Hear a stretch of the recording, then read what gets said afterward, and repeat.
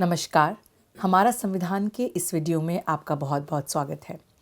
आज के इस वीडियो से हम शुरू कर रहे हैं एक नई श्रृंखला। भारत के संविधान में पार्लियामेंट मतलब संसद को लेकर क्या क्या कहा गया है।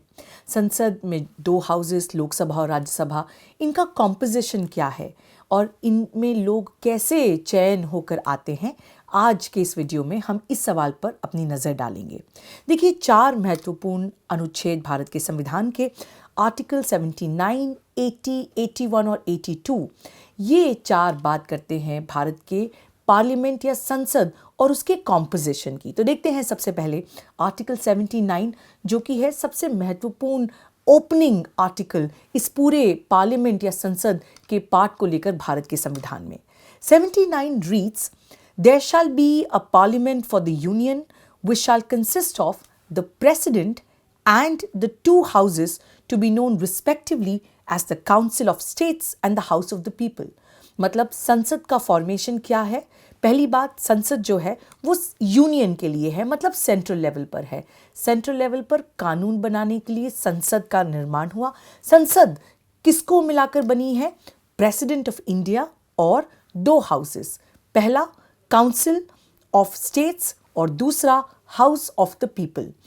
काउंसिल ऑफ स्टेट्स को हम कहते हैं राज्यसभा और हाउस ऑफ पीपल को हम कहते हैं लोकसभा। तो अगला सवाल कि राज्यसभा और लोकसभा का चयन कैसा होता है, कैसे इसमें लोग आते हैं। आर्टिकल 80 बात करता है composition of council of states की, और इसके बाद वाला आर्टिकल 81 बताता है कि लोकसभा में चुनाव की क्या प्रक्रिया है। तो सबसे पहले देखते हैं article 80, composition of the council of states, मतलब राज्यसभा के चुनाव कैसे होते हैं। The council of states shell consist of A 12 members to be nominated by the president in accordance with the provisions of clause 3। मतलब 12 लोगों को राज्यसभा में प्रेसिडेंट अपने अनुसार नॉमिनेट कर सकते हैं या नामांकित कर सकते हैं। अब ये कहता है as per the provisions of clause 3। Clause 3 क्या कहता है, पहले उसको पढ़ देती हूँ। The members to be nominated by the president under subclause A of clause 1 shall consist of persons having special knowledge or practical experience in respect of such matters as the following, namely literature, science, art and social service। मतलब ये president का discretion है कि वो किन 12 लोगों को राज्यसभा में नॉमिनेट करके भेजते हैं।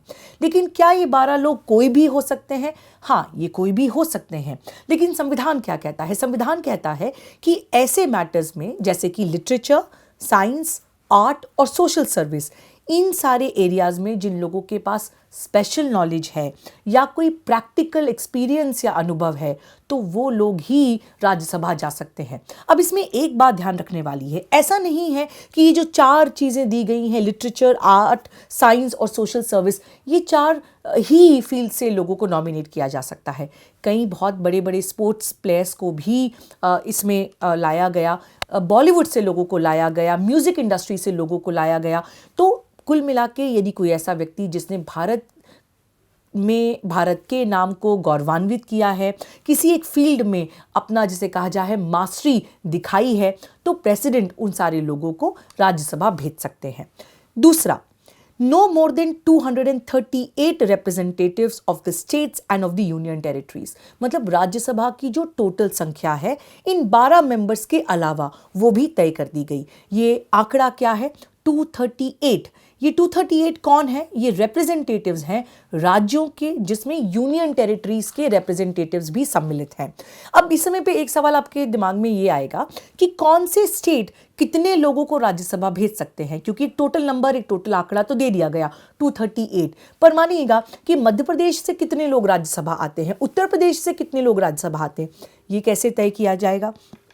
ये इस बात का सवाल अगले प्रोविजन में दे दिया गया। The allocation of seats in the council of states to be filled by representatives of the states and of the union territories shall be in accordance with the provisions in that behalf contained in the 4th schedule। Bharat के संविधान के साथ जो 4th schedule attach किया गया है, उस 4th schedule में एक पूरी सूची दे दी गई है कि जनसंख्या के आधार पर ये तय किया जाएगा कि कौन सा स्टेट कितना बड़ा है, वहाँ पे कितने लोग हैं, उसके हिसाब से राज्यसभा के कितने लोग वो स्टेट चयन करके भेजेगा, ये फोर्थ शेड्यूल के हिसाब से डिटरमिन होगा। देखिए, जब नए राज्य बनते हैं या कोई एक राज्य खत्म हो जाता है या दो राज्य मिल जाते हैं और एक तीसरा राज्य बन जाता है, तो उसके अनुसार इस फोर्थ शेड्यूल में भी उसी अनुसार परिवर्तन कर दिया जाता है। यूनियन टेरिटरीज में भी कई बार बदलाव आते हैं उनके स्टेटस में, लेकिन फोर्थ शेड्यूल में कांस्टेंट अपडेशन के साथ साथ ये बात में ज़्यादा दिक्कत नहीं होती कि कौन सा वो आंकड़ा है, कितने लोग जो हैं वो अलग अलग स्टेट और अलग अलग यूनियन टेरिटरीज भेजेंगे। इसके बाद आगे पढ़ते हैं। The representatives of each state in the Council of States shall be elected by the elected members of the Legislative Assembly of the state in accordance with the system of proportional representation by means of single transferable vote। ठीक है, राज्यसभा में 238 members आने हैं। कौन से state कितने members Rajya Sabha चुन के भेजेगा, ये फोर्थ शेड्यूल के अनुसार तय होना है। लेकिन हर स्टेट में से कौन व्यक्ति राज्यसभा जाएंगे, इसका चयन कैसे होगा। अब आमतौर पर हम जानते हैं कि लोकसभा और राज्यसभा में जो मुख्य अंतर है वो ये कि लोकसभा के चुनाव के लिए लोग डायरेक्ट इलेक्शन से अपना लोकसभा प्रत्याशी चयन करते हैं, लेकिन राज्यसभा में लोग सीधे चुनाव नहीं करते। जिनका चुनाव हमने किया है, मतलब हमारे विधानसभा चुनाव के अनुसार जिन लोगों को हमने विधायक बनाया है, वो सारे विधायक आपस में मिलके तय करते हैं कि उस राज्य से राज्यसभा कौन जाएगा। तो ये बात हमें आमतौर पर पता होती है, पर मैं हमेशा कहती हूँ कि संविधान वालों को और कानून के स्टूडेंट्स को हमेशा एक सवाल पूछना चाहिए, ये लिखा कहाँ है। तो ये लिखा यहाँ है, आर्टिकल 77 के बाद इस पर्टिकुलर आर्टिकल में article 80 sub clause 4, the representatives of each state shall be elected by the elected members of the legislative assembly of the state. मतलब विधायकों के द्वारा राज्यसभा किसको भेजा जाएगा उसका चुनाव होगा। लेकिन किस सिस्टम के अनुसार होगा? In system as per proportional representation by means of single transferable vote. Single transferable vote का मतलब ये कि जितने भी विधायक हैं वो एक अपना वोट डालेंगे, उसमें अपनी प्रेफरेंस लिखेंगे, first preference, second preference, third preference. यदि किसी एक कैंडिडेट को साफ तौर पर मेजॉरिटी नहीं मिलती तो उनकी जो सेकंड प्रेफरेंस है उसको काउंट किया जाएगा, और इस अनुसार जब तक किसी एक कैंडिडेट को क्लियर मेजॉरिटी नहीं मिल जाती तब तक उसका राज्यसभा के लिए चयन नहीं होगा। तो मानिएगा कि किसी एक स्टेट से 12 मेंबर्स को राज्यसभा भेजना है, अलग अलग लोग अपना नाम नॉमिनेट कर सकते हैं, उन पर एक दिन तय दिन पर चुनाव होगा, सब लोग अपना वोट डालेंगे, सबके वोट की प्रेफरेंसेस काउंट की जाएगी, और जिन कैंडिडेट्स के पास, जैसे मानिएगा 12 कैंडिडेट्स हैं, तो जो 12 लोगों को सबसे अधिकतर वोट्स मिले हैं उनका उस पर्टिकुलर स्टेट से राज्यसभा के लिए चयन होगा। तो ये प्रक्रिया है राज्यसभा में चुनाव की। अगला सवाल ये है कि क्या यूनियन टेरिटरीज में भी यही प्रोसीजर अडॉप्ट की जाएगी? अब हम जानते हैं कि स्टेट्स मतलब राज्य और यूनियन टेरिटरीज में एक बेसिक अंतर है।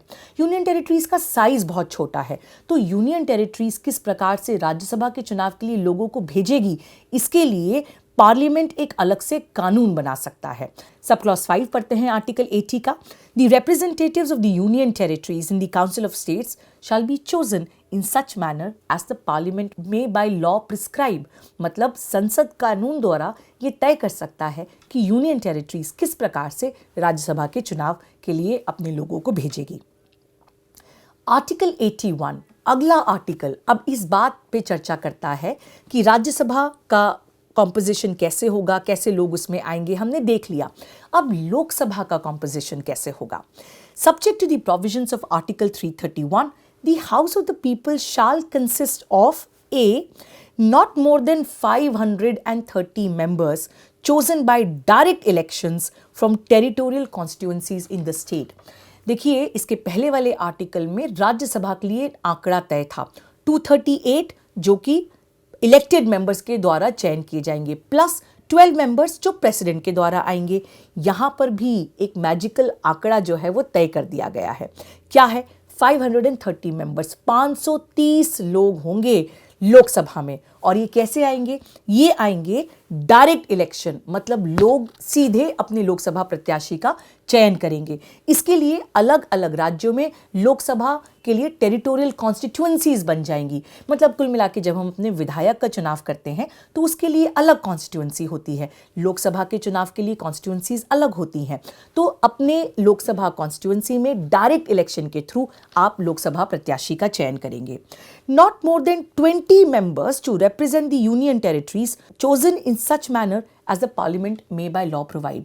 ये 530 के अलावा 20 लोगों को यूनियन टेरिटरीज से कानून के द्वारा बनाए गए लॉस के हिसाब से लोकसभा भेजा जाएगा। तो यहाँ पर 530 जो स्टेट्स में डायरेक्ट इलेक्शन से आएंगे और 20 मेंबर्स जो यूनियन टेरिटरीज भेजेंगी, लेकिन उनका प्रक्रिया अलग होगा। वहाँ पे डायरेक्ट इलेक्शन होता है या नहीं होता है, इसके लिए संसद अलग से कानून बना सकती है। For the purposes of subclause A of clause 1, there shall be allotted to each state a number of seats in the House of People in such manner that the ratio between that number and the population of the state is so far as practicable the same for all states. ये थोड़ा समझना ज़रूरी है। 530 लोगों को अलग अलग राज्यों को चयन करना है, लेकिन अलग अलग राज्यों में इस बात की भी तो बहस हो सकती है कि किसको कितनी सीट्स मिले, क्यों कहीं से 20 लोग आए, कहीं से 5 लोग आए।